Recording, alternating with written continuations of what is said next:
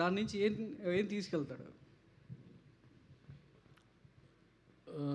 మన కల్చర్, మన రూట్స్, మన సనాతన ధర్మం దిక్కించి ఒక మెసేజ్ ఉంటుందండి.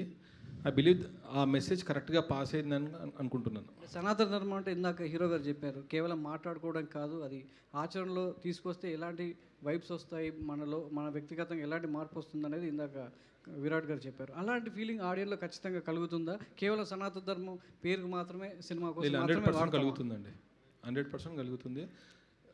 You will experience tomorrow.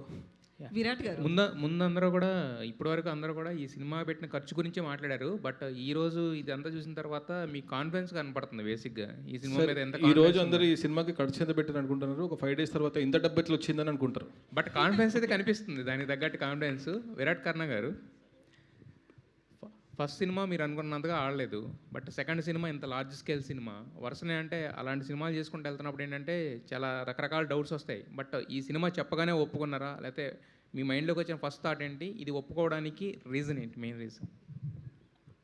అదే సార్, ఫస్ట్ సినిమా అయిపోయాక స్టోరీస్ ఎలా ఏంటి అనే ఐడియాలో ఉన్నప్పుడు ఆడియన్స్ ఇప్పుడు ఇలాంటి స్క్రిప్ట్స్, వరల్డ్ బిల్డింగ్ సినిమాస్ కానీ, స్పిరిచువల్ ఉన్న సినిమాలు కానీ, ఫైట్స్ యాక్షన్ ఉన్న సినిమాలు కానీ, ఒక లవ్, అలాంటి అన్ని జోనర్స్ అట్లాంటి సినిమాలు చూస్తున్నారు అనమాట. సో అభిషేక్ అని నాకు స్టోరీ చెప్పినప్పుడు ఇవన్నీ కలిసిన ఒక సినిమా ఇది, అండ్ ఇలాంటి సినిమా కదా ఇప్పుడు ఆడియన్స్ వెయిట్ చేస్తున్నారు. సో ఇలాంటి సినిమాతో వెళ్తే ఇంకా చాలామంది ఆడియన్స్కి దగ్గర అవ్వచ్చు అని అన్న ఫీలింగ్ వచ్చింది. సో స్టోరీ వినగానే ముందు ఓకే అని చెప్పేసిన సార్. అండ్ షూట్ స్టార్ట్ అయినప్పటి నుంచి ప్రెషర్ అంతా అభిషేక్ అన్న తీసుకొని ఓన్లీ పర్ఫార్మెన్స్ మీదనే కాన్సన్ట్రేషన్ చేయమని చెప్పి డే అండ్ నైట్ ఫాలోఅప్ చేస్తున్నాను అనమాట. సో ఇంత మంచి డైరెక్టర్ దొరికినందుకు నేను చాలా హ్యాపీ ఫీల్ అవుతున్నాను. అంటే చాలా పెద్ద స్కేల్ ఉన్న సినిమా కదా, సో ఒప్పుకోవడానికి అంటే మీరు మైండ్లో అసలు ఈ సినిమా చేస్తే ఎలా ఉంటుంది క్యాలిక్యులేషన్, మీ క్యాలిక్యులేషన్స్ ఏమైనా ఉన్నాయా, లేదంటే కనుక జస్ట్ డైరెక్టర్ విజన్ నమ్ముకుని వెళ్ళిపోయారా? అదే సార్, స్టోరీ విన్నాను సార్. స్టోరీ విన్నాక క్యారెక్టర్ ఫస్ట్ నాగసాధు క్యారెక్టర్ చెప్పినప్పుడు ఒక ఛాలెంజింగ్ క్యారెక్టర్ అనిపించింది. సో ఛాలెంజింగ్ క్యారెక్టర్ చేస్తేనే కదా ఆడియన్స్ ఏదో ఒక అద్భుతం చేస్తేనే కదా వాళ్ళు యాక్సెప్ట్ చేసేది అనిపించింది. సో వాళ్ళు యాక్సెప్ట్ చేస్తారని చెప్పి ఈ నాగసాధు క్యారెక్టర్ అనేది ఎంత టఫ్ అయినా, సెకండ్ సినిమాకి ఎంత ఛాలెంజింగ్ అయినా సరే డైలాగులు చెప్పడం కానీ, ఆయన నడిచే విధానం కానీ, ఆ బాడీ కానీ, ఆ 200 feet పైన రోప్స్, ఆ చలికి అదంతా ఏదైనా సరే చేద్దామని ఫిక్స్ అయిపోయినా సార్.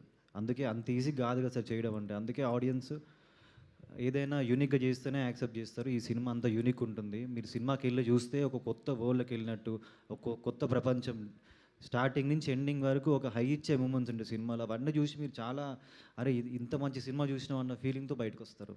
నిషిత గారు మ్యామ్, మీరు ఒకసారి టెంపుల్కి పిలిచినప్పుడు, అంటే టెంపుల్ అని ఎందుకు అంటున్నానంటే అనంత పద్మస్వామి విజిటింగ్కి మీడియాని పిలిచినప్పుడు ఫస్ట్ టైం అట్లా చూసినప్పుడు ఒక డివోషనల్ వైబ్ అనేది, అంటే అక్కడ అడుగు పెట్టిన అంటే అది సెట్ అని తెలిసినప్పటికీ కూడా లోపలికి వచ్చిన తర్వాత ఆ విగ్రహాన్ని చూస్తున్నప్పుడు ఆ టెంపుల్ డిజైన్ కావచ్చు, అదంతా ఒక డివోషనల్ వైబ్ అనేది కలిగింది. సో మీరు 2 states కూడా ఆ విగ్రహాన్ని, ఆ దేవుణ్ణి తీసుకెళ్ళి అందరికీ చూపించారు. సో ఆ విగ్రహాన్ని ఏం చేస్తారు నెక్స్ట్? ఎక్కడైనా టెంపుల్కి ఇచ్చి అక్కడ దర్శనార్థం ఉంచుతారు? ఎందుకంటే కల్కి సినిమాలో మనం చూసాం, ఆ ప్రభాస్ కార్ అనేది బుజ్జి వెహికల్ని తీసుకొచ్చి ఐమాక్స్లో కావచ్చు అట్లా చాలా చోట్ల తిప్పి చూపించారు. సో నెక్స్ట్ ఆ విగ్రహాన్ని ఏం చేయబోతున్నారు?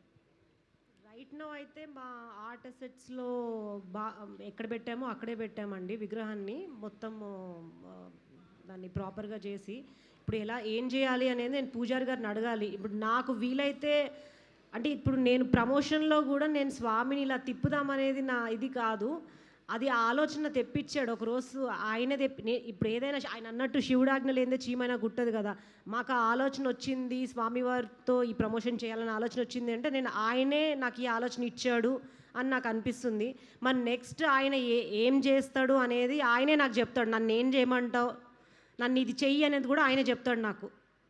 కిషోర్ గారు, బేసికల్లీ ఇలాంటి మూవీస్కి మోడీ గారు కావచ్చు, అమిత్ షా గారు కావచ్చు, వీళ్ళంతా కూడా చాలా ఎంకరేజ్మెంట్ ఉంటుంది మన దగ్గర. అంటే ముఖ్యంగా మన తెలుగు మూవీస్కి హీరోని కలవడమో లేకపోతే ప్రొడక్షన్ టీమ్ని కలవడం కావచ్చు, ఇలా జరుగుతుంటుంది కదా.